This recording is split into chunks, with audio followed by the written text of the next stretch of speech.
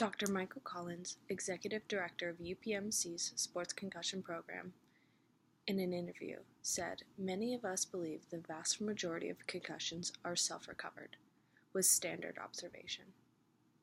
Have you ever played a sport growing up, and it completely took over your life? Your whole life revolved around playing that sport. What if that was taken away from you in the blink of an eye?"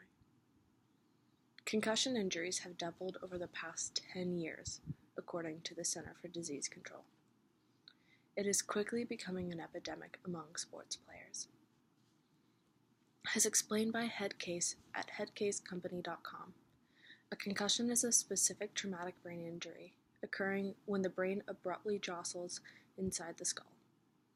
Being that the brain is a soft organ, a significant blow to the skull can cause a great deal of injury.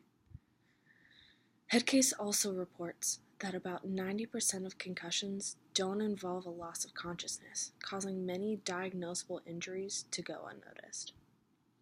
About 1 in 5 high school students will have a concussion during their season, and 33% of the concussions happen during practices. These traumatic brain injuries can cause permanent damage and can even be fatal. About 70% of athletes' concussions occur from player contact, such as colliding heads with another player.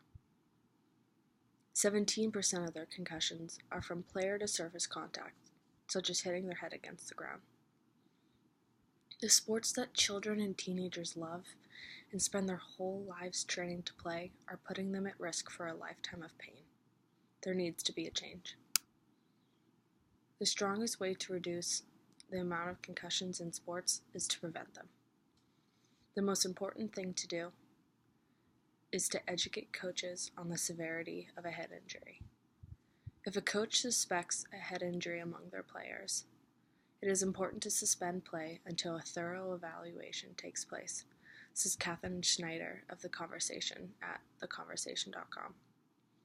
It is also important to enforce the rules of the game, such as sportsmanship and fair play. These rules are in place to keep players safe, and coaches should put heavy emphasis on them. Many players try to hide their concussion. They are afraid of losing their positions or letting their team down.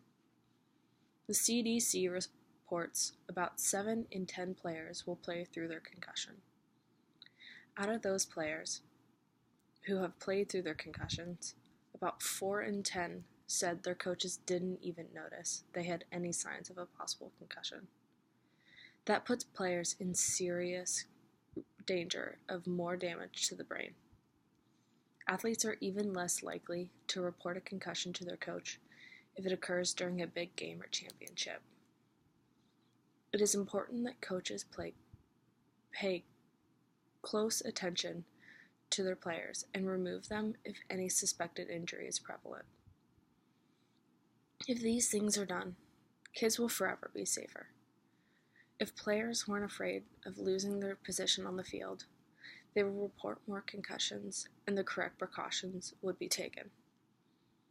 Imagine how many more kids would join sports if they and their parents felt it was safer. There's a major decline in players trying out for football teams. These sports are crucial to developing important life skills, and the more we do to help make a difference, the better off our children will be. You can contact your local sports teams or even Dr. Michael Collins at UPMC's Sports Concussion Program to find out how you can make a difference in concussion prevention.